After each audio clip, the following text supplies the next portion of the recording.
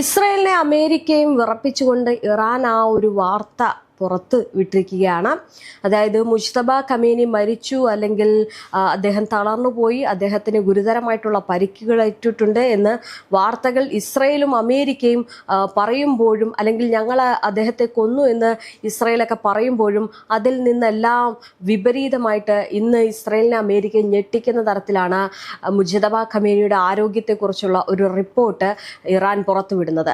അതായത് ഇറാന്റെ പരമോന്നത നേതാവും മുജ്തബ ഖമേനിയുടെ ആരോഗ്യ നില സംബന്ധിച്ച് അന്താരാഷ്ട്ര മാധ്യമങ്ങളുടെ റിപ്പോർട്ടുകൾ പൂർണ്ണമായിട്ടും തള്ളിയിരിക്കുകയാണ് ഇറാൻ.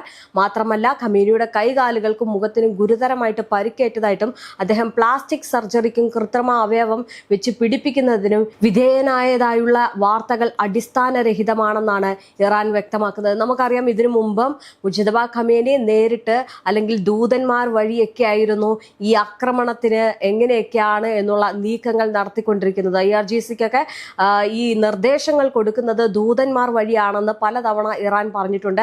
ഇപ്പോൾ അമേരിക്കയുടെയും ഇസ്രായേലിന്റെയും പൂർണ്ണമായിട്ടുള്ള വാദങ്ങൾ തള്ളിക്കൊണ്ടാണ് ഇറാൻ ഈ ഒരു വാർത്ത പുറത്തുവിട്ടിരിക്കുന്നത്. അതായത് മുജ്തബ ഖമേനി പൂർണ്ണ ആരോഗ്യവാനാണെന്നും ചെവിക്ക് പിന്നിൽ ചെറിയൊരു പോറലല്ലാതെ മറ്റു കുഴപ്പങ്ങളൊന്നുമില്ല എന്നുമാണ് ഇറാനിയൻ ഔദ്യോഗിക ഏജൻസികൾ പറയുന്നത്. എന്തായാലും ഖമേനിയുടെ പരിക്കുകൾ സംബന്ധിച്ച് വാർത്തകൾ ശത്രുക്കൾ പ്രചരിപ്പിക്കുന്ന വെറും അപവാദങ്ങളാണെന്ന് അധികൃതർ ആരോപിക്കുന്നുണ്ട്. എന്തായാലും അദ്ദേഹത്തിന് ഗുരുതരമായിട്ടുള്ള പരിക്കുകളൊന്നും സംഭവിച്ചിട്ടില്ല. ഇത് അമേരിക്കയ്ക്കും ഇസ്രായേലിനും വലിയൊരു തിരിച്ചടിയായിട്ട് മാറുകയാണ്. മാത്രമല്ല, അദ്ദേഹം ആരോഗ്യവാനായിട്ട് ഇരിക്കുന്നു എന്ന് പറയുമ്പോൾ ഇനിയിപ്പോൾ അമേരിക്കയുടെയും ഇസ്രായേലിന്റെയൊക്കെ ഉറക്കം കെടും എന്നുള്ളതാണ്. കാരണം അദ്ദേഹത്തിന്റെ അല്ലെങ്കിൽ അദ്ദേഹം ചുമതലയേറ്റതിന് ശേഷമാണ് പിന്നീട് ഇറാൻ അതിശക്തമായിട്ട്, അതായത് യാതൊരു വിധ വിട്ടുവീഴ്ചയുമില്ലാതെ ആക്രമണത്തിന്റെ ആഘാതം കൂട്ടിയത്. അദ്ദേഹം വന്ന്, അല്ലെങ്കിൽ അദ്ദേഹം പരമോന്നത നേതാവ് എന്ന സ്ഥാനത്തേക്ക് വന്നതിന് ശേഷം പിന്നീട് ഇറാൻ അല്ലെങ്കിൽ ഇറാന്റെ ആക്രമണങ്ങളിൽ കാണാൻ സാധിച്ചത് ഇതുവരെ കണ്ടിട്ടില്ലാത്ത രീതികളായിരുന്നു. കാരണം അടിച്ചു തകർക്കുക എന്ന രീതിയിലേക്ക് തന്നെയായിരുന്നു ഇറാൻ പോയത്. അതുകൊണ്ടാണ് ഏറ്റവും വലിയ സാമ്പത്തിക നഷ്ടം ഇപ്പോഴും അമേരിക്കയുള്ളത്. എന്തായാലും ഈ മുറിവുകളിൽ ഏതാനും തുന്നലുകൾ മാത്രമേ ഇടേണ്ടി വന്നിട്ടുള്ളൂ. വേറെ യാതൊരു കുഴപ്പവുമില്ല. ഖമേനിയുടെ നടുവിനേറ്റ പരിക്ക് ഭേദപ്പെട്ടുവെന്നും മുട്ടിലെ പരിക്ക് ഉടൻ മാറുമെന്നും ഇറാന്റെ അർദ്ധ ഔദ്യോഗിക വാർത്താ ഏജൻസി ആയിട്ടുള്ള ഫാസ്റ്റ് ന്യൂസ് റിപ്പോർട്ട് ചെയ്തിരിക്കുകയാണ്. മാത്രമല്ല, ഈ എല്ലാ തരത്തിലുള്ള നിർദ്ദേശങ്ങളും അദ്ദേഹം തന്നെയാണ് ചെയ്യുന്നത്. അദ്ദേഹം ദൂതന്മാർ വഴി നിർദ്ദേശങ്ങൾ നടത്തുന്നു, ആഹ്വാനങ്ങൾ ചെയ്യുന്നു. ഇനി യാതൊന്നും തന്നെ നോക്കണ്ട, ഇങ്ങോട്ടേക്ക് വരുന്നവരെ തീർത്ത് കളയാനുള്ള അനുമതിയൊക്കെ അദ്ദേഹം കൊടുക്കുകയാണ്. അങ്ങനെയുള്ള എല്ലാ നീക്കങ്ങളും നടക്കുന്നു. എന്തായാലും ഇതൊക്കെ നടക്കുമ്പോൾ ഇത് ഈ അമേരിക്കയും ഇസ്രായേലിനെയും സംബന്ധിച്ചിടത്തോളം വീണ്ടും ഒരു പേടി സ്വപ്നമായിട്ട് മാറുകയാണ്. കാരണം അദ്ദേഹത്തെ വകവരുത്തി എന്ന് പറഞ്ഞ് ലോകത്തിന് മുന്നിൽ സന്തോഷിച്ച രണ്ട് രാജ്യങ്ങൾ അല്ലെങ്കിൽ രണ്ട് നേതാക്കളായിരുന്നു. ആ നേതാക്കൾക്ക് ഇപ്പോൾ ഏറ്റവും വലിയ ഒരു തിരിച്ചടിയാണ് ഉണ്ടായിരിക്കുന്നത്. മുജ്തബ ഖമേനി ആരോഗ്യവാനായിരിക്കുന്നു എന്നുള്ള ഒരു കാര്യം വെച്ച്. ഇനി മറ്റൊരു കാര്യമുണ്ട്. അതായത് ഇറാനിൽ ഈ ഇസ്രായേലിനും അല്ലെങ്കിൽ ബെഞ്ചമിൻ നെതന്യാഹുവിനും അതുപോലെ തന്നെ ട്രംപിന്റെയും തലയ്ക്ക് വിലയിട്ടിരിക്കുകയാണ്. ഇപ്പോൾ ആ ഒരു നീക്കത്തിലാണ് കാര്യങ്ങൾ പോകുന്നത്. അതായത് $58 മില്യൺ, രണ്ട് തലകൾക്കാണ് ഈ $58 മില്യൺ ഇട്ടിരിക്കുന്നത്. പിന്നിൽ പൊട്ടിത്തെറിക്കാനിറങ്ങുന്ന ഒരു വലിയ ലോകയുദ്ധം നമുക്ക് ഇതിൽ കാണാൻ കഴിയും. ശീതയുദ്ധകാലത്ത് പോലും തുറന്നു പറയാൻ ലോകശക്തികൾ ഭയപ്പെട്ട കാര്യങ്ങളാണ് ഇപ്പോൾ പരസ്യമായിട്ട് ചർച്ച ചെയ്യുന്നത്. അതായത് ഈ ഇറാന്റെ പാർലമെന്റിൽ ഒരു ചർച്ച നടക്കുകയാണ്. രണ്ട് തലകൾക്ക് $58 മില്യൺ പറഞ്ഞിരിക്കുകയാണ്. ആരുടെ തലകളാണ് എന്ന് ചോദിച്ചു കഴിഞ്ഞാൽ ബെഞ്ചമിൻ നെതന്യാഹുവിന്റെയും ഈ പറയുന്ന ട്രംപിന്റെയും തലകൾക്കാണ് ഈ വില ഇട്ടിരിക്കുന്നത്. അവിടെ ആ ഒരു പാർലമെന്റിൽ ചർച്ച നടക്കുകയാണ് ഇവരെ രണ്ടിനെയും കൊല്ലാൻ വേണ്ടിയിട്ട് എന്നുള്ള കാര്യം ഒന്ന് ആലോചിച്ചു നോക്കിക്കേ. അപ്പൊ അത്രത്തോളം ഇറാന്റെ നീക്കങ്ങൾ നടന്നുകൊണ്ടിരിക്കുകയാണ്. ഇറാനിൽ നിന്നെത്തുന്ന ഏറ്റവും പുതിയ റിപ്പോർട്ടുകൾ ലോക രഹസ്യാന്വേഷണ ഏജൻസികളെ പോലും ജാഗ്രതയിലാക്കിയിരിക്കുകയാണ്. കാരണം അമേരിക്കൻ പ്രസിഡന്റ് ഡൊണാൾഡ് ട്രംപിനെയും ഇസ്രായേൽ പ്രധാനമന്ത്രി ബെഞ്ചമിൻ നെതന്യാഹുവിനെയും നരകത്തിലേക്ക് അയക്കുന്നവർക്ക് കോടിക്കണക്കിന് ഡോളർ പാരിതോഷികം നൽകുന്ന തരത്തിലുള്ള നിയമനിർമ്മാണ ചർച്ചകളാണ് ഇറാനിൽ നടക്കുന്നത് എന്ന റിപ്പോർട്ടുകളാണ് ഇപ്പോൾ പുറത്തു വരുന്നത്.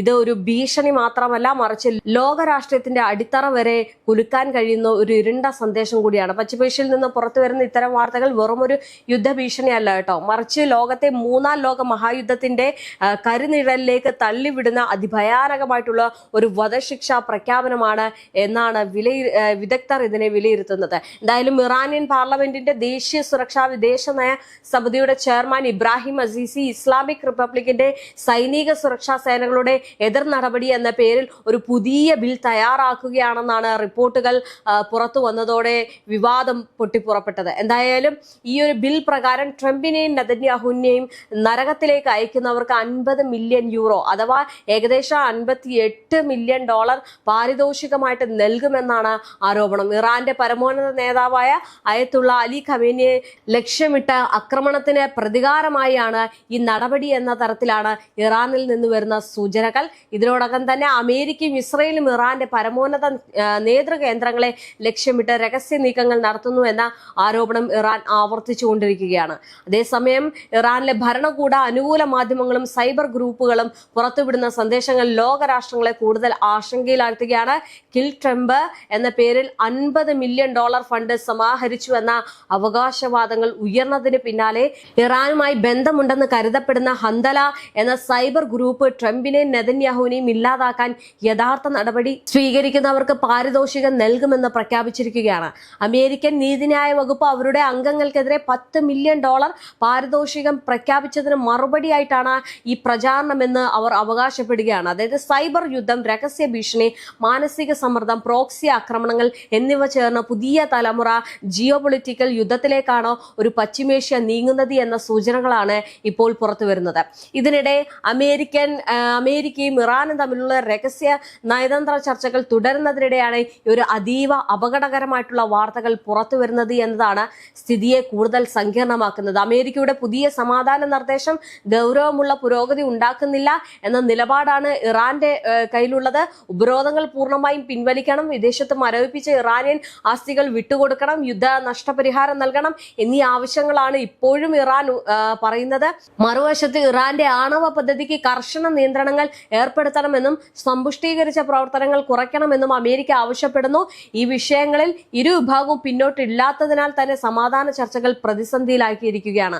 അങ്ങനെ ഈ ഒരു സംഘർഷാന്തരീക്ഷത്തിനിടെയാണ് ഇറാന്റെ Islamic revolutionary guard corps Iraq അതിർത്തിക്കടുത്തുള്ള കുർദിസ്ഥാൻ മേഖലയിൽ അമേരിക്കയുമായും ഇസ്രയേലുമായും ബന്ധമുള്ള ഗ്രൂപ്പുകളെ ആക്രമിച്ചതായിട്ട് പ്രഖ്യാപിച്ചത്. അമേരിക്കൻ ആയുധങ്ങളും വെടിക്കോപ്പുകളും ഇറാനിലേക്ക് കടത്താൻ ശ്രമിച്ചവരെ ലക്ഷ്യമിട്ടാണ് ആക്രമണം എന്നാണ് IRGC അവകാശപ്പെട്ടത്. അമേരിക്കയ്ക്കും സയനിസ്റ്റ് ഭരണകൂടത്തിനും വേണ്ടി പ്രവർത്തിക്കുന്ന ഗ്രൂപ്പുകളെ തകർത്തു എന്നായിരുന്നു ഇറാന്റെ പ്രതികരണം. ഇതോടെ പശ്ചിമേഷ്യയിലെ ഒരു യുദ്ധം രാജ്യത്തിന് നിയന്ത്രിക്കാൻ കഴിയാത്ത രീതിയിൽ വിവിധ അതിർത്തികളിലേക്ക് വ്യാപിപ്പിക്കുമോ എന്നുള്ള ആശങ്ക ശക്തമായിട്ട് തുടരുകയാണ്. മറ്റൊരു വശത്ത് ലോക എണ്ണ വിപണിയെയും ആഗോള സമ്പദ് വ്യവസ്ഥയെ നേരിട്ട് ബാധിക്കാൻ കഴിയുന്ന ഒരു നിർണായക നീക്കവും ആയിട്ട് ഇറാൻ ആരംഭിച്ചിട്ടുണ്ട്.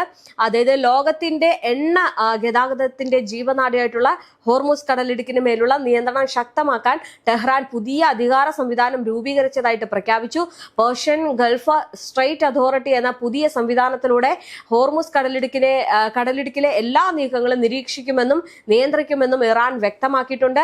ലോകത്തിലെ എണ്ണ കപ്പലുകളുടെ വലിയൊരു ശതമാനം ഈ ഒരു ജലപാതയിലൂടെ കടന്നു പോകുന്നതിനാൽ ഇവിടെ ഒരു സൈനിക സംഘർഷം ഉണ്ടാകുന്നത് ഒരു ആഗോള ഇന്ധനവില കുത്തനെ ഉയരാനും അല്ലെങ്കിൽ ലോക സമ്പദ് വ്യവസ്ഥ തകരാനും ഇടയാക്കുമെന്നുള്ള ആശങ്ക ഉയർത്തുകയാണ്. എന്തായാലും പശ്ചിമേഷ്യയിൽ കത്തുന്നത് വെറും ഒരു മിസൈലുകളും യുദ്ധക്കപ്പലുകളും മാത്രമല്ല, മനുഷ്യരാശിയുടെ ഭാവിയെക്കുറിച്ചുള്ള കടുത്ത അനിശ്ചിതത്വം കൂടിയാണ്.